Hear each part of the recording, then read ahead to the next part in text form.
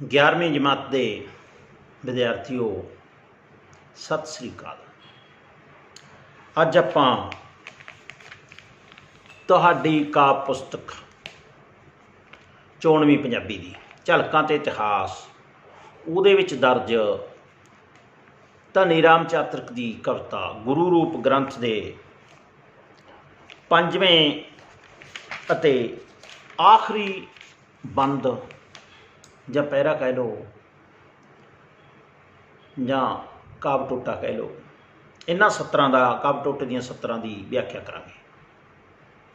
तां कविता है, दाता तेरे द्वार ते भिखारी दात मंगदे ने, तेरी शुद्ध बाणी दा सदीवी प्रचार होवे, तेरे चरण नाल प्रीतमा अडोल रहे, मेरे दिलदार दा हज़ार सत्कार होवे। सूबा नित खिड़े परिवार दी बहार नाल, आत्मा दे विच तेरा जीवन संचार होवे, दर्शनां नूं आई सारी संगत निहाल होवे, चातरिक दा चित्त तेरा झाड़ू वरदान होवे। तां इस कविता का पहले प्रसंग है भी ये काव्य टोटा जिहड़ा 11वीं जमात की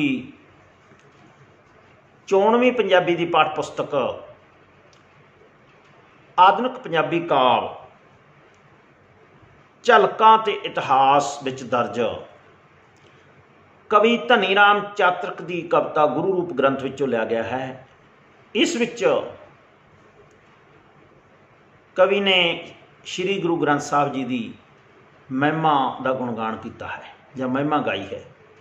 देखो, सानू गल का पता होना चाहिए, असीं अपने शब्दों जिहे जे साडे कोल शब्द ने उन्हां च उन्होंने लिख सकते हैं। ये नहीं भी यही शब्द गाइड वाला या कोई यही वरतना है। असीं ये आम तौर पर कविता के जोड़े औखे शब्द ने उन्होंने वरत के असीं आसान शब्द बदल लेने हैं। सानू इसकी गल कथ का ज्ञान होवे भी इस कहा की गया है, तो असीं सहजे ही अपने शब्दों में लिख सकते हैं। विद्यार्थियों वास्ते आम तौर पर कई बार प्रश्न होंदा भी इसनूं अपने शब्दों में लिखो। उसका मतलब यही होंदा भी अपने जे जे तुहाडे कोल शब्द है उन्हां च लिखो। जरूरी नहीं भी गाइड वाला शब्द तुहाडे याद होण जां कोई होर कुछ पुस्तक पढ़ते हो जां कितों, जरूरी नहीं भी वो याद होण। अपने सरल शब्द जैसे अर्थ तुहानूं आउंदे ने उन्होंने बयान करदा है। बाकी काव्य प्रसंग लगभग सब बंदां दा इक्को ही हुंदा है। तुहानूं पहलां भी कहा भी बार बार कवितावां नूं पढ़ो और तुहानूं सहजे पता लगन लग जाएगा भी ये किहड़े कवि का रंग है। ये सुल्तान बाहू का रंग है, शाह हुसैन का रंग है, प्रोफैसर पूर्ण सिंह का रंग है, भाई वीर सिंह का रंग है, जां धनी राम चातरक का रंग है। सहजे ही तुहानूं ये ज्ञान प्राप्त हो जाए। करत करत अभ्यास के जड़मत हो जाना। अगे व्याख्या दे विच इत्थे कवि धनी राम चातरक जी दसदे ने, दाता तेरे द्वार ते भिखारी दात मंगदे ने। कवि धनी राम चातरक जी कहते हैं भी ऐ दाता, किहड़ा दाता? गुरु ग्रंथ साहब, आदि श्री गुरु ग्रंथ साहब, और इन्हां दे पिछे आत्मक जोतां किहड़ियां? उही 10 पातशाहियां गुरु नानक तो साहिब तो लैके गुरु गोबिंद सिंह साहब तक, गुरु अर्जन देव महाराज। ऐ दाता, ऐ गुरु ग्रंथ साहब, तो तेरे द्वार ते मतलब तेरे दर ते, तेरे अगे तेरे दर ते, द्वारे ते गुरुद्वारे ते तेरे भिखारी आके दातां मंगदे ने। जिहड़ा सत्ता दर है वो जिहड़ा अस्थान है गुरु घर गुरुद्वारा क्यों कहते हैं उन्होंने? आपां कह दिंदे आ, आम तौर पर सवाल कर देंगे ने भी जी रब तो सारे किते है, जे फिर गुरुद्वारे च की खास है गल? रब तो सारे किते है, गुरुद्वारा की है? गुरुद्वारे च की उत्थे ही रब है, किते होर है नहीं? उत्थे जाने की की लोड़ है? उन्होंने क्यों पवित्र मन्निया जाता है? तो असल दे विच इहदा जवाब तो सीधा ही है भी ज्ञान तो सारे किते है, जिथों मर्जी किताब पढ़ लो। अजकल तो टैलीविजन ते होर पुराने रेडियो होंदे और बंदे कई ज्ञानवान ने, उन्होंने कोल पुछो स्कूल की लोड़ है? तो यह टकसाल है। गुरु घर के टकसाल है, उत्थे गुरु ग्रंथ साहब जी का प्रकाश है और सुबह सवेरे उसकी बाणी का नितनेम हुंदा है, बाणी के पाठ होंदे ने, उहदा कीर्तन भी हुंदा है और उहदी व्याख्या च कथा भी हुंदी है। इस तरह वो दारा है जितों सानू रब के ज्ञान की प्रचार होंदा, जिथे सानू प्राप्ति होंदी है परमात्मा का ज्ञान की। जिस तरह के देखो सारे किते परमात्मा ਦਾ ठीक कण-कण 'ਚ व्यापक है, पर जे ਆਪਾਂ ਜਾਈਏ ਬਾਜ਼ਾਰ ਦੇ ਵਿੱਚ ਸਾਰੇ ਕਿਤੇ ਉਹੀ ਤਾਂ नहीं, कितों मिर्चां नून हल्दी मिलदियां ने और किसी दुकान तो कपड़ा मिलता, कितों नशे भी मिलते हैं और कितों ये जिहड़ा है लोहे का समान मिलता है और कितों जिहड़ा पेंट का समान मिलता है, कितों डॉक्टर दीयां दवाइयां मिलदियां ने, कोई वैद बैठा दवाइयां दिंदा है। हुण सारियां जे दवाइयां दीयां दुकानां नाल ही काम सार लिया करिए, वैद कोले जां डॉक्टर कोले जाण दी की लोड़ है, क्योंकि वो उस गल दा माहर है। इस तरह एक वो स्थान साडे समाज दे विच अंदर बनाया गया है जिथे की मिलता है, जिथे सच का सौदा मिलता है, धर्म का सौदा मिलता है, ज्ञान का सौदा मिलता है, नाम का सौदा मिलता है। वो गुरु घर है, गुरुद्वारा। उत्थे जाके सारे जिहड़ा उत्थे जाके असीं संगत है, इत्थे एक संगत बनाई गई है। मेरे माधव जी सत संगत मिले सो तरिया, सत की संगत भी ये संसार का ये बाजार, ये खेल तमाशे, कोठियां कारां, सृष्टि की रचना ये किवें हुई है। असीं तां जन्म गए मर गए, सानूं तां पता नहीं लग्या उदों पहलां की साडे जम्मण तो पहलां तां सानूं पता ही नहीं भी किहो जिहा संसार। जिसे तां सुण लिया जां कोई किताबां 'च पढ़ लिया जां कोई टीवी ते पुराना समां फिल्मां 'च उवें जिवें घर बना के उवें जिवें कपड़े बंदे बड़ियां बना के दिखा दिंदे ने, इस तरह जजमेंट जी कर ਲਈ असीं तां, पर सानूं तां पता नहीं भी उस समय 'च असीं तां है ही नहीं सी कि जन्म ही नहीं सी साडा। सानूं तां पता नहीं हैगा, इस जीवन दे विच पता नहीं लगदा भी उस समय 'च की सीगा। वो तां सुणिया सुणाया हैगा जां पढ़िया पढ़ाया हैगा। पुराना 100 साल पुराना समा, किवें लोग गड्डियां ते, किवें लोग तुर के पैदल जाते थे, किवें जंगल ते जानवर आम ही जंगलों 'च फिरदे ते, वो सानूं तां पता नहीं। कोठियां वाले घरां 'च इन्हां नूं की पता भी सप्प टूहे डड्डू किवें छालां मारदे विहड़िਆਂ 'च फिरदे ने, घरां 'च चिड़ियां दे आल ने। तां नवें बच्चों नूं कुछ नहीं पता। हाँ टीवी ते देख लेंदे ने, उस तरह दा फिल्मां बनातियां जां उस तरह सीन बना के क्रिएट कर लेंदे ने, जां होर कुछ ना कुछ अंदाजे कुछ ना कुछ जानकारी हो जाती है। इस तरह जिहड़ा गुरु घर है, गुरुद्वारा है, या कोई भी स्थान है, कोई मसीत है या कोई मंदिर है, उत्थे जो जाने उत्थे धर्म की गल होंदी है। उत्थे किसी होर सौदे पत्ते की कासे की गल नहीं होंदी हैगी। उत्थे धर्म का भी उत्थे यही गल होंदी भाई आत्मा आई कित्थों, इहदा स्रोत की, इहने जाना कित्थे है, इहदा कम की है, क्यों आई है, असीं साडा जीवन क्यों है, क्यों असीं इस धरती दे उत्ते हैं। हर एक बंदे के मन अंदर ये सवाल उठता है भी मैं कित्थों आया, क्यों आ, किवें आ, किधर जाना, मरण तो बाद की हुंदा है। तां कई कह देणगे भी मरण तो बाद की हुंदा जी, ये तो किसी ने दस्सिया नहीं, ये तो किसी नूं पता नहीं। पर जदों असीं संगत करके गुरु घर जाने, जिहड़े बंदे संगत करते हैं, जां जिस तरह बाबा सेवा सिंह तरमाले वाले रौली, उन्होंने फिल्मां भी बनाईयां हैं, उन्होंने प्रतੱਖ दस्सिया भी मरण तो बाद आत्मा नाल की खेल हुंदा है। मनमुख का अड्ड हाल दस्सिया है, गुरमुखां का अड्ड हाल दस्सिया, सारा दरगाह की सारी खेड प्रगट कर दी है। पर जदों मैं कई बार अखबार के फिर पढ़ लैना भी ये नहीं किसी को पता लगता जी मरण तो बाद पता नहीं की हुंदा, जो बंदा मर जाता बड़ी फिर मैनूं बड़ी हैरानी हुंदी है भी कारण कि भी संगत नहीं जिन्हां ने कीती, उन्होंने फिर ज्ञान नहीं। इस तरह ये संगत करन दा एक तरह स्कूल कह लीए, एक तरह टकसाल है। ये मंदिर मसीत है, गुरुद्वारा, हर धर्म का अपना अपना बनाया है। वो ज्ञान जो उत्थे जावांगे जाके आपां पीरीयड लाया नहीं, आपां नूं की पता भी किताब च की है, पीरीयड आपां कदे लाया नहीं, आपां नूं की पता अध्यापक ने की पढ़ाया। वो पेपर दे विच तां उही लिखू जिहड़ा पीड़ लाउंदा रहा है, जिहने कदे पीड़ नहीं लाया, किताब नहीं खोल के देखी, वो पेपर 'च बैठा झाकी जांदा गा, पैन नाल खेडी जांदा गा, कि 3 घंटे खाली पेपर छड्ड के बाहर आ जांदा गा। इस तरह बेटा ये द्वारा, ये गुरुद्वारा है, तो उत्थे ही कहंदा उही द्वार, गुरु का द्वार, गुरु का घर, उस द्वार से भिखारी ने दुनिया 'च, क्योंकि जो असीं गृहस्थी जीवन अपना लिया, जे तो गृहस्थी है ही नहीं, जिहे जे कपड़े मिल गए फकीर है उहे जे पा ले, जिहे जा खाण नूं मिल गया खा लिया, फिर तो वक्री गल है। जो गृहस्थी है, गृहस्थी नूं 100 जंजाल ने, 100 लोड़ां ने, उहदियां बाल बच्चे ने, होर 100 उहदे दुख सुख ने, तो वो दातां जिहड़ियां उहनूं लोड़ींदियां ने, उहनूं चाहीदियां ने, पुत्तर दी जो दात चाहिदी है, धी दी दात चाहिदी है, नौकरियां उन्हां वास्ते विद्या चाहिदी है, उन्हां दे खाण नूं चंगा, उन्हां दे पहिनण नूं चंगा, उन्हां दे रहण नूं घर चंगा चाहिदा, जाना उन्हां सवारी चंगी चाहिदी है। जिस तरह भगत धन्ना जी ने सानूं समत दित्ती है, पहले जो जोगी सिद्ध बैठे सन पहाड़ां दे विच, ताड़ियां लाई, और उन्हां नूं कोई गृहस्थी नहीं सी उन्हां दी, उत पर भगत धन्ना जी ने पूरा अपने आप को भी असीं तां गृहस्थी आंगे, सानूं तां पहलां आ चीज़ां दीयां लोड़ है। हे परमेश्वर दाता, मेरे तां पहलां काम संवार, मेरी तां पहलां खेती चंगी कर, गोपाल तेरा आरता, दयाल तेरा आरता, जो जन तुमरे भगत करंते तिनके का सवारता, दाल सीधा मांगो घीओ हमरा खुशी करो नित जियो, पणिया शादन निका, अनाज मांगो सत सीका, गऊ भैंस मांगो लावेरी, एक ताजन तुरी चंगेरी, घर की गीहण चंगी, जन धन्ना लेवे मंगी। ਇਸ ਤਰ੍ਹਾਂ ਭਗਤ ਧੰਨਾ ਜੀ ਨੇ ਜਿਹੜੇ ਉਹ ਸਾਨੂੰ ਗ੍ਰਸਤੀ ਮਾਰਗ ਦਾ ਰਸਤਾ ਦੱਸ ਰਹੇ ਨੇ ਵੀ ਪਰਮੇਸ਼ਰ ਤੋਂ ਜਿੱਥੇ ਨਾਮ ਮੰਗਣਾ ਹੈ ਉੱਥੇ ਨਾਲ ਦੀ ਨਾਲ ਅਸੀਂ ਆਪਣੀ ਗ੍ਰਸਤੀ ਦੀਆਂ ਜਿਹੜੀਆਂ ਜ਼ਰੂਰਤ ਦੀਆਂ ਵਸਤੂਆਂ ਨੇ ਉਹ ਵੀ ਲੈਣੀਆਂ ਨੇ। ਘਰ ਦੇ ਵਿੱਚ ਦਾਲ ਸਿੱਧਾ ਵੀ ਹੋਵੇ ਔਰ ਗਊ ਭੈਂਸ ਮੰਗੋ ਲਵੇਰੀ, ਦੁੱਧ ਵਾਸਤੇ ਗਊ ਭੈਂਸ ਵੀ ਹੋਵੇ, ਜਾਣਾ ਉਹਨੂੰ ਤਾਜ ਨਾ ਤੁਰੀ ਚੰਗੇਰੀ ਚੰਗੀ ਘੋੜੀ ਵੀ ਹੋਵੇ। ਉਸ ਵੇਲੇ ਦਾ ਜਿਹੜਾ ਜਾਣਾ ਆਉਣ ਦਾ ਸਾਧਨ ਹੈ ਘੋੜੀਆਂ ਜਾਂ ਰੱਥ ਜਾਂ ਬਲਦਾਂ ਦੇ ਗੱਡੇ। ਤੇ ਘਰ ਕੀ ਗਹਿਣ ਚੰਗੀ ਜਨਤਨ ਨਾ ਲਵੇ ਮੰਗੀ। ਇੱਕ ਸਵਾਣੀ ਘਰ ਨੂੰ ਸੰਭਾਲਣ ਵਾਲੀ ਸੁਗੜ ਸਿਆਣੀ ਸੁਪਤਨੀ ਔਰਤ, ਉਹ ਵੀ ਪਰਮਾਤਮਾ। ਪਰਿਵਾਰ ਵੀ ਅੱਛਾ ਹੋਵੇ, ਕਹਿਣ ਦਾ ਮਤਲਬ ਅੱਛੀ ਹੈ ਧੀ ਪੁੱਤ ਔਰ ਅੱਛੀ ਘਰ ਨੂੰ ਸੰਭਾਲਣ ਵਾਲੀ ਲੜਕੀ, ਮਾਤਾ ਪਿਤਾ ਦੀ ਸੇਵਾ ਕਰਨ ਵਾਲੀ। ਇਸ ਤਰ੍ਹਾਂ ਸਾਰੀਆਂ ਦਾਤਾਂ ਨੇ ਜਿਹੜੀਆਂ ਗ੍ਰਸਤੀ ਦੀਆਂ ਮੰਗ ਰਹੇ ਨੇ।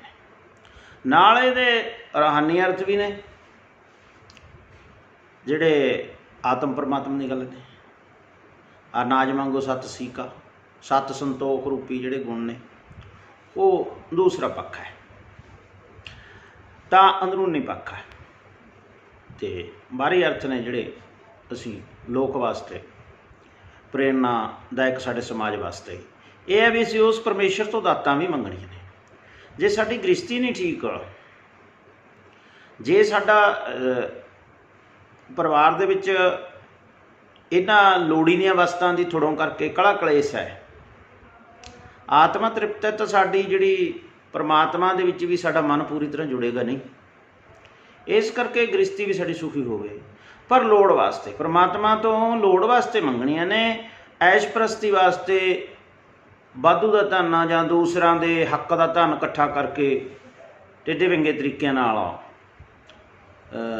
ਬੇਈਮਾਨੀ ਠੱਗੀਆਂ ਦੇ ਨਾਲ, ਉਹ ਨਹੀਂ। ਆਪਣੀ ਮਿਹਨਤ ਦੇ ਨਾਲ, ਆਪਣੀ ਕਿਰਤ ਬਿਰਤ ਦੇ ਨਾਲ ਕਰਦੇ ਹੋਏ ਅਸੀਂ ਪਰਮੇਸ਼ਰ ਤੋਂ ਇਹ ਦਾਤਾਂ ਮੰਗਣੀਆਂ ਨੇ ਵੀ ਭਾਈ ਇਹ ਜਿਹੜੀ ਲੋੜਾਂ ਸਾਡੀਆਂ ਪੂਰੀਆਂ ਕਰ। ਲੋੜੀਂਦੀ ਹਰ ਇੱਕ ਵਸਤੂ, ਉਹ ਲੋੜੀਂਦਾ ਵਸਤਰ, ਲੋੜੀਂਦਾ ਭੋਜਨ, ਲੋੜੀਂਦੇ ਰਹਿਣ ਸਹਿਣ ਦੇ ਸਮਾਨ ਸਾਜ ਘਰ ਮਕਾਨ ਆਦਿਕ ਪਰਮੇਸ਼ਰ ਦਿੰਦਾ ਹੈ। ਅਤੇ ਇਹ ਸਤਿਗੁਰੂ ਗੁਰੂ ਗ੍ਰੰਥ ਸਾਹਿਬ ਜੀ ਧਨੀ ਰਾਮ ਜੀ ਕਹਿੰਦੇ ਤੇਰੇ ਦੁਆਰੇ 'ਤੇ ਆ ਕੇ ਸਾਰੇ ਮੰਗਦੇ ਨੇ ਲੋੜੀ ਦੀਆਂ ਚੀਜ਼ਾਂ, ਦੁੱਖਾਂ ਸੁੱਖਾਂ ਦੀਆਂ ਅਰਦਾਸਾਂ ਵੀ ਤੇਰੇ ਦਰ ਦੇ ਉੱਤੇ ਆ ਕੇ ਕਰਦੇ ਨੇ। ਹੋਰ ਕੀ ਮੰਗਦੇ ਨੇ?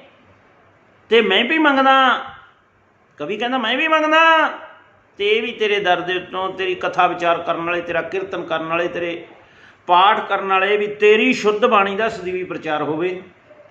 ਮੈਂ ਵੀ ਇਹ ਮੰਗਦਾ ਵੀ ਤੇਰੀ ਸ਼ੁੱਧ ਬਾਣੀ ਦਾ, ਜਿਹੜੀ ਸ਼ੁੱਧ ਹੈ, ਇਹ ਬਾਣੀ ਜਿਹੜੀ ਸ਼ੁੱਧ ਹੈ ਪਰਮਾਤਮਾ ਦੇ ਘਰੋਂ ਸੱਚਖੰਡ ਤੋਂ ਆਈ ਹੋਈ ਹੈ, 'ਚ ਕੋਈ ਰਲਾਵਟ ਨਹੀਂ ਹੈਗੀ, ਕੋਈ ਇਸ ਦੇ ਵਿੱਚ ਮਿਲਾਵਟ ਨਹੀਂ ਹੈਗੀ। ਜੈਸਾ ਗੁਰੂ ਦੇ ਮੁਖ 'ਤੇ ਬਚਨ ਆਇਆ, ਤੁਰਕੀ ਬਾਣੀ ਆਈ ਜਿਹਨੇ ਸਗਲੀ ਚਿੰਤ ਮਿਟਾਈ, ਉਹੇ ਜਾਏ ਸ਼ੁੱਧ ਰੂਪ ਬਾਣੀ ਹੈ ਜਿਹੜੀ, ਇਹਦਾ ਪ੍ਰਚਾਰ ਹੋਵੇ ਸਾਰੇ ਜਗਤ ਦੇ ਅੰਦਰ, ਉਹ ਸ਼ੁੱਧ ਬਾਣੀ ਦਾ ਪ੍ਰਚਾਰ ਹੋਵੇ। ਪ੍ਰਚਾਰਕ ਮੰਗਦੇ ਨੇ, ਮੈਂ ਵੀ ਮੰਗਦਾ ਵੀ ਤੇਰੀ ਬਾਣੀ ਨੂੰ ਸ਼ੁੱਧ ਹੀ ਪੜ੍ਹਾਂ ਮੈਂ, ਕਿਉਂਕਿ ਜੇ ਅਸ਼ੁੱਧ ਪੜ੍ਹੀਏ ਤਾਂ ਅਰਥ ਦੇ ਅਨਰਥ ਹੋ ਜਾਂਦੇ ਨੇ, ਹੋਰ ਦਾ ਹੋਰ ਹੋ ਜਾਂਦਾ ਹੈ। ਜਿਸ ਤਰ੍ਹਾਂ ਤੋਂ ਕਹਿੰਦੇ ਚੰਚਲ ਮਤ ਬਾਲਕ ਵਪਰੇ ਕੀ ਸਰਪ ਅਗਨ ਕਰ ਮੇਲੇ। ਹੁਣ ਜੇ ਇਹਦਾ ਕਰ ਮੇਲੇ ਅਰਥ ਬਣਾਈਏ ਵੀ ਬੱਚੇ ਦੀ, ਬਾਲਕ ਦੀ ਜਿਹੜੀ ਮੱਤ ਹੈ ਉਹ ਚੰਚਲ ਹੁੰਦੀ ਹੈ, ਅਤੇ ਉਹ ਸੱਪ ਨੂੰ ਅਤੇ ਅੱਗ ਕਰ ਮੇਲੇ, ਇਹਦਾ ਅਰਥ ਨਹੀਂ ਬਣਾ ਵੀ ਕਰ ਮੇਲੇ ਇਕੱਠਾ ਕਰਕੇ ਮੇਲ ਦੇਵੇ। ਜੇ ਸਰਪ ਅਗਨ ਕਰ ਮੇਲੇ, ਕਰ ਹੁੰਦਾ ਸੰਸਕ੍ਰਿਤ ਦੇ ਵਿੱਚ ਹੱਥ ਨੂੰ ਕਹਿੰਦੇ ਨੇ, ਵੀ ਬੱਚੇ ਦੀ ਅਬੋਧ ਬੁੱਧ ਹੁੰਦੀ ਹੈ, ਚੰਚਲ ਹੁੰਦੀ ਹੈ, ਉਹਨੂੰ ਕੋਈ ਪਤਾ ਨਹੀਂ ਹੁੰਦਾ, ਉਹਨੂੰ ਕੋਈ ਗਿਆਨ ਨਹੀਂ ਹੁੰਦਾ। ਉਹ ਸੱਪ ਨੂੰ ਵੀ ਅਤੇ ਅੱਗ ਨੂੰ ਵੀ ਬਿਨਾਂ ਕਿਸੇ ਡਰ ਤੋਂ ਉਵੇਂ ਹੱਥ ਪਾ ਲੈਂਦਾ ਹੈਗਾ, ਉਹਨੂੰ ਗਿਆਨ ਨਹੀਂ ਹੁੰਦਾ ਵੀ ਇਹ ਡੰਗ ਮਾਰ ਸਕਦਾ ਜਾਂ ਅੱਗ ਨਹੀਂ ਜਲਾ ਸਕਦੀ ਹੈ।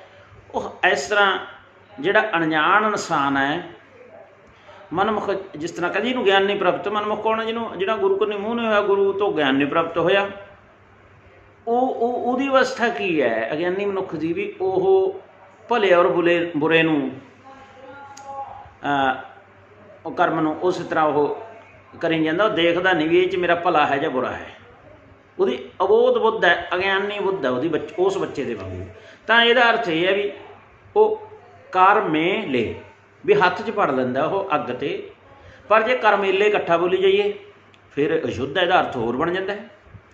ਇਸ ਤਰ੍ਹਾਂ ਕਰਤੇ ਕੀ ਵਿਧ ਕਰਤਾ ਜਾਣਾ ਹੈ, ਕੈ ਜਾਣਾ ਗੁਰਸੂਰਾ। ਕੈ ਦਾ ਅਰਥ ਹੈ ਜਾਂ, ਇਹਦਾ ਅਰਥ ਬਣ ਜਾਂਦਾ ਵੀ ਕਰਤੇ ਕੀ ਵਿਧ, ਪਰਮੇਸ਼ਰ ਦੀ ਵਿਧੀ ਨੂੰ ਪਰਮੇਸ਼ਰ ਹੀ ਜਾਣਦਾ। ਕੈ ਜਾਂ ਜਾਣਾ ਗੁਰਸੂਰਾ, ਸੂਰਮਾ ਗੁਰੂ ਸਤਿਗੁਰ ਜਾਣ ਸਕਦਾ ਜਾਂ ਉਹਦੀ ਵਿਧ ਨੂੰ, ਵੀ ਪਰਮੇਸ਼ਰ ਦੀ ਕੀ ਮਰਜ਼ੀ ਹੈ, ਉਹਦੀ ਵਿਧੀ ਨੂੰ ਕੀ ਖੇਲ ਹੈ ਉਹਦਾ। ਉਹਨੂੰ ਉਹਦੇ ਨਾਲ ਅਭੇਦ ਗੁਰੂ ਹੈ, ਗੁਰੂ ਹੀ ਉਹਨੂੰ ਜਾਣ ਸਕਦਾ ਸਾਰੀ ਉਹਦੀ ਖੇਲ ਨੂੰ, ਵਿਧੀ ਨੂੰ।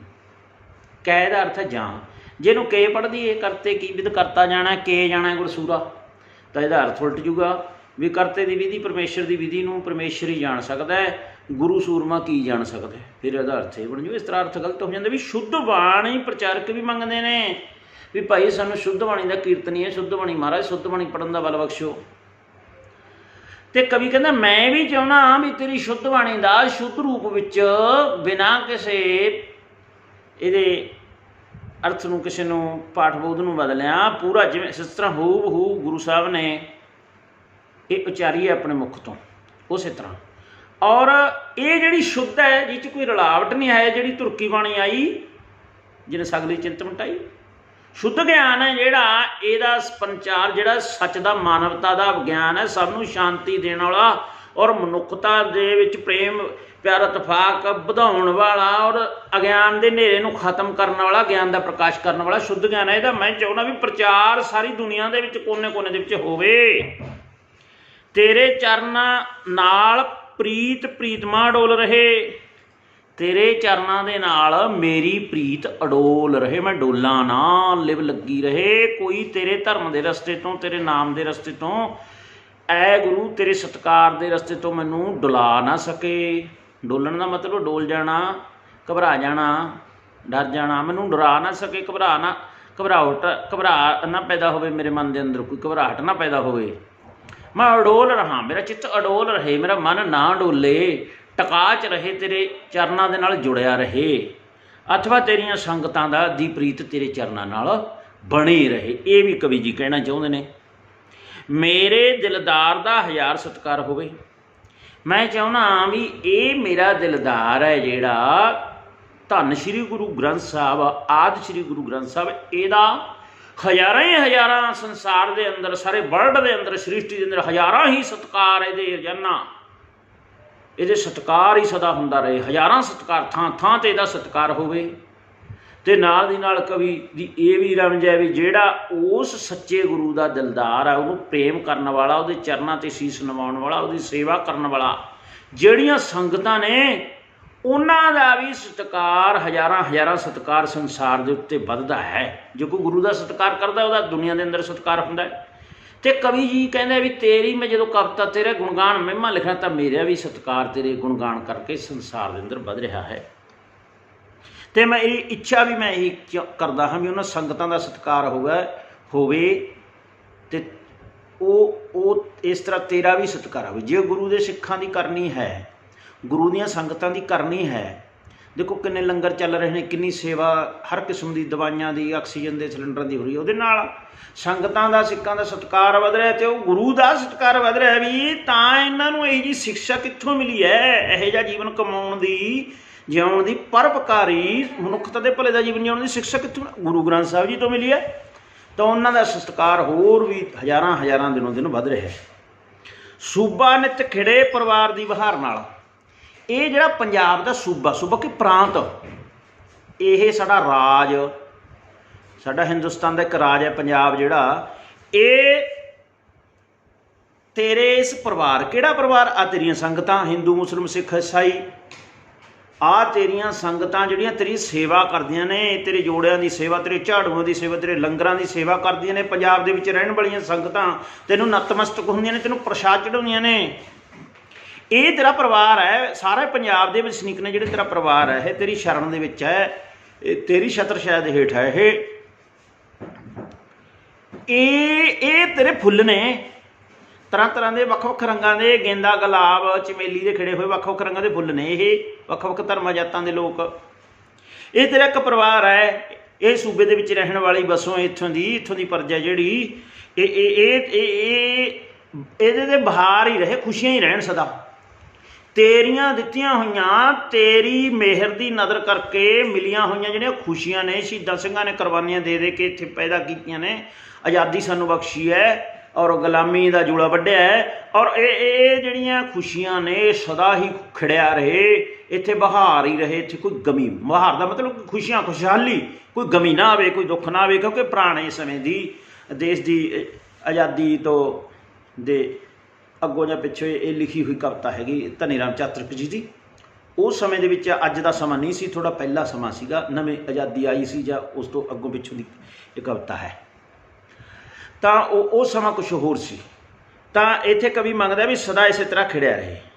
ਸ਼ਾਇਦ ਇਹ ਆਜ਼ਾਦੀ ਤੋਂ ਪਹਿਲਾਂ ਦੀ ਕਵਿਤਾ ਹੋਵੇ, ਤਾਂ 47 ਦੇ ਵਾਕਿਆਤ ਨਾ ਇੱਥੇ ਵਰਤੇ ਹੋਣ, ਜਾਂ ਉਸ ਤੋਂ ਬਾਅਦ ਜਦੋਂ ਆਜ਼ਾਦੀ ਆ ਗਈ ਹੈ।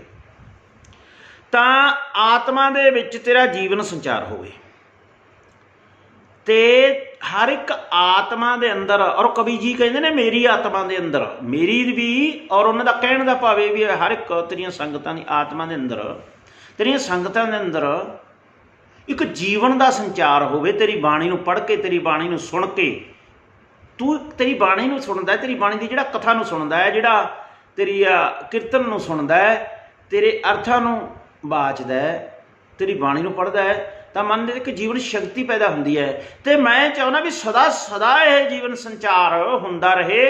ਤੇਰੀਆਂ ਸੰਗਤਾਂ, ਪੰਜਾਬ ਦੇ ਵਸਨੀਕਾਂ ਔਰ ਵਰਲਡ ਦੇ ਲੋਕਾਂ ਦੇ ਅੰਦਰ, ਔਰ ਮੇਰੇ ਮਨ ਦੇ ਅੰਦਰ ਵੀ ਜੀਵਨ ਸੰਚਾਰ ਇਹ ਹੁੰਦਾ ਰਹੇ, ਅਤੇ ਹੋ ਰਿਹਾ ਹੋਵੇ, ਹੋ ਰਿਹਾ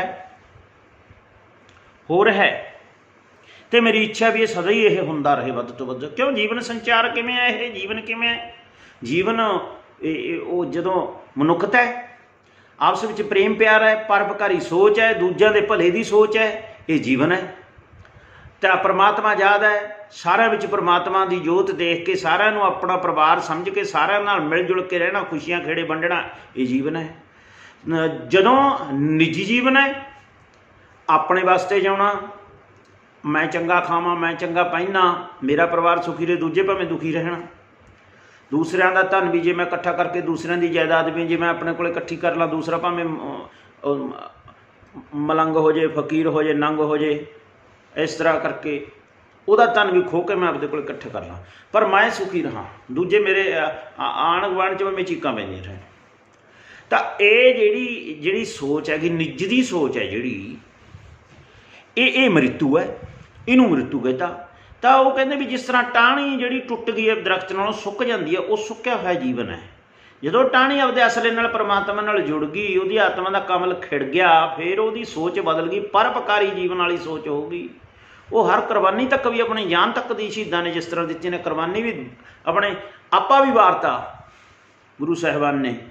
ਤਾਂ ਉਹ ਜੀਵਨ ਹੈ ਜਿਹੜਾ ਅਸਲੀ ਮਨੁੱਖ ਦਾ ਮਨੋਰਥ ਹੈ। ਪ੍ਰਾਣੀ ਤੂੰ ਆਇਆ ਉਲਾਹਾ ਲੈਣ, ਲੱਗਾ ਕਿਤਕ ਫੱਕੜੇ, ਮੁੱਕੀ ਚੱਲੀ ਰਹਿਣਾ। ਪਰਮੇਸ਼ਰ ਨਾਲ ਜੁੜਿਆ ਹੋਇਆ ਜੀਵਨ ਹੈ ਜਿਹੜਾ, ਉਹਦੇ ਨਾਮ ਨਾਲ ਜੁੜਿਆ ਹੋਇਆ ਜੀਵਨ ਹੈ ਜਿਹੜਾ, ਉਹਦੇ ਪਰਉਪਕਾਰ ਨਾਲ, ਉਹਦੀ ਮਨੁੱਖਤਾ ਨਾਲ ਜੁੜਿਆ ਹੋਇਆ ਜੀਵਨ, ਉਹ ਜੀਵਨ ਹੈ। ਉਹ ਜੀਵਨ ਦਾ ਸੰਚਾਰ ਹਰ ਇੱਕ ਆਤਮਾ ਦੇ ਅੰਦਰ, ਔਰ ਕਵੀ ਜੀ ਕਹਿੰਦੇ ਨੇ ਵੀ ਮੇਰੀ ਆਤਮਾ ਦੇ ਅੰਦਰ, ਔਰ ਸਾਰੀ ਸੰਗਤਾਂ ਦੇ, ਸਾਰੀ ਦੁਨੀਆ ਦੇ ਸਾਰੀਆਂ ਆਤਮਾਵਾਂ ਦੇ ਅੰਦਰ ਉਹ ਜੀਵਨ ਦਾ ਸੰਚਾਰ ਤੇਰੀ ਬਾਣੀ ਕਰਦੀ ਰਹੇ। ਦਰਸ਼ਨਾਂ ਨੂੰ ਆਈ ਤੇਰੀ ਸੰਗਤ ਨਿਹਾਲ ਹੋਵੇ।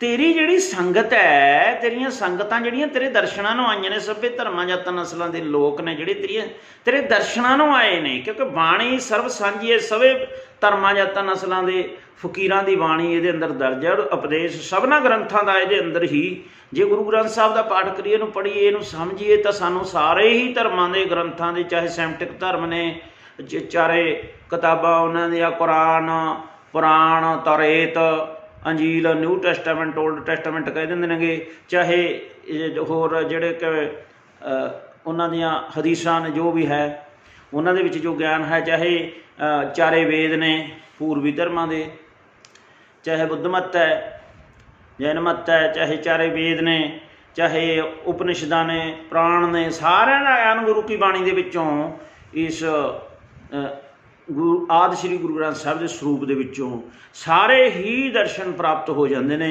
ਇਹ ਸਮਾਏ ਨੇ ਸਮੁੰਦਰ ਦੀ ਨਿਆਈ ਨੇ, ਜਿਸ ਦੇ ਵਿੱਚ ਵੱਖ-ਵੱਖ ਇਲਾਕਿਆਂ ਦੇ ਵਿੱਚੋਂ ਵੱਖ-ਵੱਖ ਪਾਸਿਓਂ ਆ ਕੇ ਨਦੀਆਂ ਅਖੀਰ ਦੇ ਵਿੱਚ ਸਮੁੰਦਰ ਦੇ ਵਿੱਚ ਮਿਲ ਜਾਂਦੀਆਂ ਨੇ। ਇਸ ਤਰ੍ਹਾਂ ਸਮੁੰਦਰ ਦੀ ਨਿਆਈ ਇਹ ਆਦਿ ਸ਼੍ਰੀ ਗੁਰੂ ਗ੍ਰੰਥ ਸਾਹਿਬ ਜੀ ਹਨ। ਪੜ੍ਹੇ ਲਿਖਿਆਂ ਦੀ ਭਾਸ਼ਾ 'ਚ ਕਹਿਣਾ ਹੋਵੇ ਤਾਂ ਇਹਨੂੰ ਐਨਸਾਈਕਲੋਪੀਡੀਆ ਵੀ ਕਹਿੰਦੇ ਨੇ। ਜਿਵੇਂ ਪੜ੍ਹੀ ਲਿਖੀ ਮੱਤ ਦੇ ਲੋਕ ਬੋਲਦੇ ਨੇ ਵੀ ਇਹਦੇ ਵਿੱਚ ਹਰ ਇੱਕ ਸ਼ਬਦ ਦਾ, ਹਰ ਇੱਕ ਭਾਸ਼ਾ ਦਾ, ਹਰ ਇੱਕ ਗ੍ਰੰਥ ਦਾ, ਹਰ ਇੱਕ ਧਰਮ ਦਾ ਗਿਆਨ ਇਹਦੇ 'ਚੋਂ ਪ੍ਰਾਪਤ ਹੋ ਜਾਂਦੇ। ਪੜ੍ਹੇ ਲਿਖੇ ਦੀ ਭਾਸ਼ਾ ਦੇ ਵਿੱਚ ਆਪਾਂ ਕਹਿ ਸਕਦੇ ਹਾਂ। ਅਤੇ ਨਹੀਂ ਸਮੁੰਦਰ ਦੀ ਨਿਆਈ ਨੇ ਇਹ। ਤਾਂ ਚਾਤ੍ਰਿਕ ਦਾ ਚਿੱਤ ਤੇਰਾ ਝਾੜੂ ਵਰਦਾਰ ਹੋਵੇ, ਤੇਰੇ ਦਰਸ਼ਨਾਂ ਨੂੰ ਜਿਹੜੀ ਸੰਗਤ ਆਈ ਹੈ ਇਹ ਨਿਹਾਲ ਹੋ ਜੇ। ਨਿਹਾਲ ਕਿਵੇਂ ਹੋ ਜੇ? ਦਰਸ਼ਨਾਂ ਨੂੰ ਆਈ ਸਾਰੀ ਸੰਗਤ ਨਿਹਾਲ ਹੋਵੇ। ਕਿਵੇਂ ਨਿਹਾਲ ਹੋ ਜੇ? ਉਹਦੇ ਮਨ ਦੀਆਂ ਆਸਾਵਾਂ ਪੂਰੀਆਂ ਹੋ ਜਾਣ, ਕੋਈ ਵੀ ਕਿਸੇ ਦੀ ਝੋਲੀ ਭਰਨ ਕੰਨੀਓ ਬਾਕੀ ਨਾ ਰਹੇ। ਕਿਉਂਕਿ ਗੁਰੂ ਦਾ ਦਰ ਸਭ ਤੋਂ ਵੱਡਾ ਅਕਾਲ ਪੁਰਖ ਪਰਮੇਸ਼ਰ ਜੀ ਦਾ ਦਰ ਹੈ। ਇੱਥੋਂ ਕੋਈ ਖਾਲੀ ਨਹੀਂ ਜਾ ਸਕਦਾ। ਲਾਜ ਲੱਗਦੀ ਹੈ ਅਕਾਲ ਪੁਰਖ ਪਰਮੇਸ਼ਰ ਵਾਹਿਗੁਰੂ ਜੀ ਨੂੰ, ਸਤਿਗੁਰਾਂ ਦੀ ਜਿਹੜੇ ਉਹਨਾਂ ਦੇ 10 ਸਰੂਪ ਭੇਜੇ ਹੋਏ ਅਕਾਲ ਪੁਰਖ ਵਾਹਿਗੁਰੂ ਜੀ ਨੇ ਥਾਪੇ ਹੋਏ।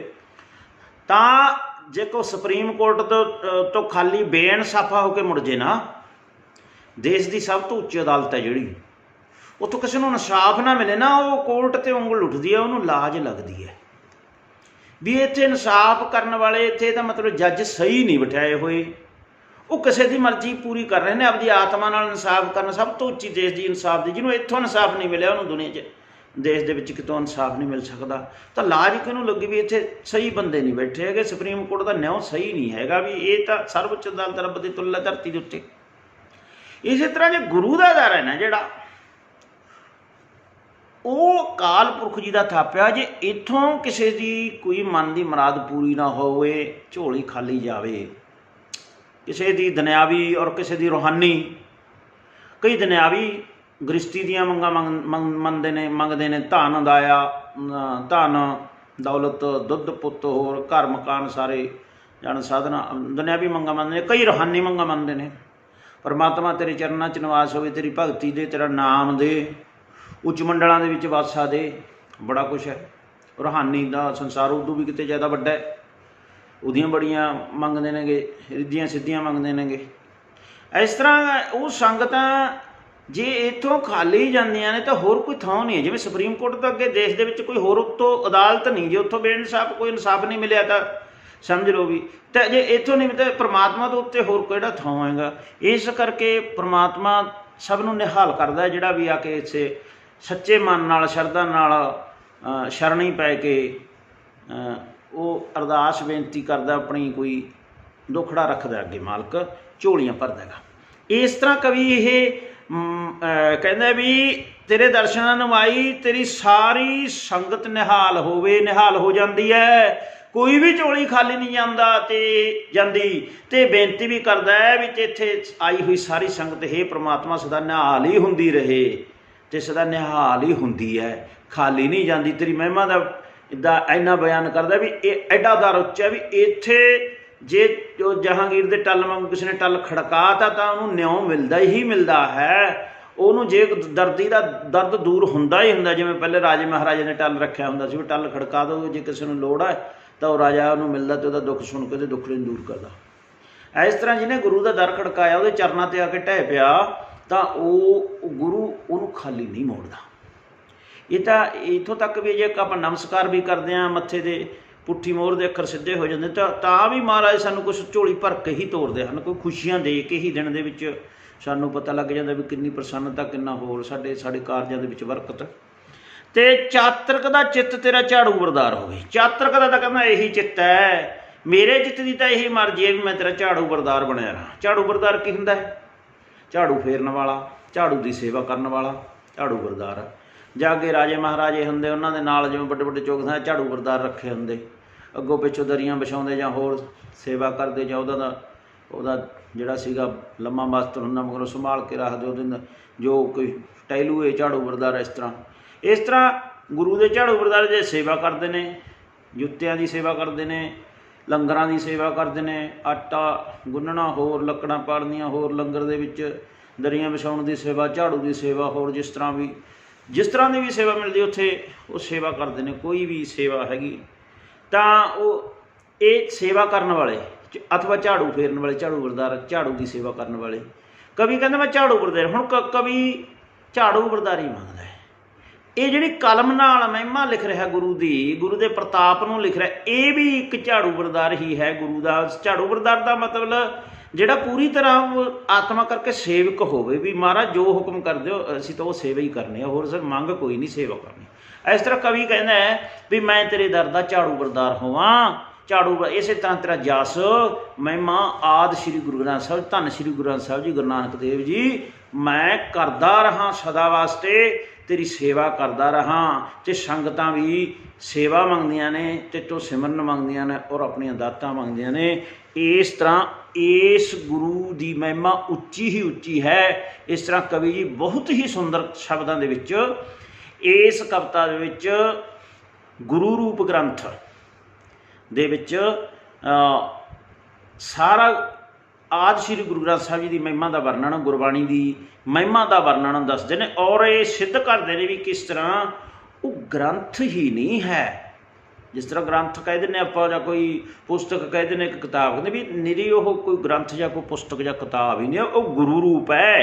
वो तो हाजर नाजर दसां पातशाही जो तो गुरु रूप है, ਉਹਦੀ ਤਾਂ मोहर चलती है। जिवें डी सी दे कोई जावे ना, डी सी होवे किसी का मित्र, तो उन्ना चिर पता नहीं लगता भी ये डी सी की पावर की है, जिन्ना चिर उहदे तक कोई कम ना पवे। किसी का रिश्तेदार वाला कहता हैगा डी सी हैगा, लग्या होया उत्थे पता नहीं, पर जदों किते किते उहदा कोई बहुत खोजण तो बाद कम ना बने, किते उहदा हथ ना पवे, वो फिर सोचे यार अपना रिश्तेदार जां अपना मित्र, आप उहनूं गल करके देखे, जाके कहना डी सी साहब फलाना, वो गल ना, वो डी सी चकदा फोन, उत्थे मार के फोन, वो कहंदा तैनूं जाण दी लोड़ नहीं, इत्थे आजू बंदा, वो तेरा करके कम हुणे बुलाउणा मैं उहनूं, आके उहदी हाँ दसो की उहदी उहदा कम, वो हैरान हुंदा, कहंदा एड्डी पावर, जिथे कोई मेरी बात ही नहीं सुनी किसी ने, इहने इत्थे ही बुला लिया और मेरा काम उहदी बैठे बिठाए दा इत्थे हो भी गया, एड्डी पावर, आ है पावर, आ हुंदा डी सी। इस तरह जे कही भी मेरा ग्रंथ है जां कोई पुस्तक अपना पढ़ी लिखी मत च कर लेंदे नेगे, कई मतलब कि कह देंदे ने भी किताब ही है, तो चंगे उपदेशों का संग्रह है, चंगा सानू समत जीवन की दिती हुई है, राह नीत दसी हुई है। नहीं नहीं नहीं, कवि जी दस रहे ने गुरु रूप ग्रंथ है, वो वरतदा है, वो तो दसां पातशाही जो तो हाजर नाजर है, जिहदा कानून सारे किते, कानून का मतलब ये नहीं है, संविधान का मतलब ये नहीं है भी एक किताब लिखी हुई है, संविधान एक किताब है, ਉਹਦੇ अंडर पुलिस भी है, ਉਹਦੇ अंदर कानून के घाड़े भी ने, जे तरमीम करनी है ਉਹਦੇ अंडर अदालतां भी ने जिथों इंसाफ मिलता है, तो वो संविधान है जे ਉਹਦਾ हुक्म चलदा हैगा। नहीं नहीं नहीं तो एक फोकी किताब रह जू। इस तरह हाजर नाजर गुरु है वो, तो जिहदा कानून संसार के अंदर वरतदा है, और दुखों सुखों च पै के जदों बंदा ਉਹਦੇ दर ते नतमस्तक हुंदा, फिर पता लगता है भी भाई मेरा तो किते इन्हां दुखों तो छुटकारा ही नहीं थी, जदों दा मैं गुरु कन्नी मूँह किता, दर किता, मेरे तो दिन बदल गए, जां कोई किस किस्म की कोई दात प्राप्त हुई, जां मेरे सुखों का वाधा होया, जां दुखों की निवृत्ति हुई। पता लगता है भी इत्थे तां भाई ये तां उस अकाल पुरख वाहिगुरू जी का सचखंडी स्वरूप, शब्द स्वरूप इत्थे मेरा ग्रंथ के रूप में नहीं है, अखरी ज्ञान नहीं है भी इहदा हाजर नाजर, इहदा अकाल पुरख की इत्थे वरतर है, इहदा तां न्याउ वरतर है। इत्थे तां जिहड़ा इहदे नाल कोई इहदा अनादर करदा है, समा पै के वो की फल भोगदा है, जिहड़ा सत्कार करदा है संसार के अंदर उहदा सत्कार हुंदा है, की फल भोगदा है। इस तरह कवि ये सिद्ध करने का यत्न करता भी हाजर नाजर, ये जिहड़ा आदि श्री गुरु ग्रंथ साहिब स्वरूप है, दसां जोतां का हाजर नाजर स्वरूप है। हाजर नाजर मन के ही संगतां इहदी सेवा करदियां हन और करनी चाहिए। इस तो हाजर नाजर मन के ही इस तो दातां मंगदियां हन और संगतां नूं दातां प्राप्त होंदियां। धन्यवाद।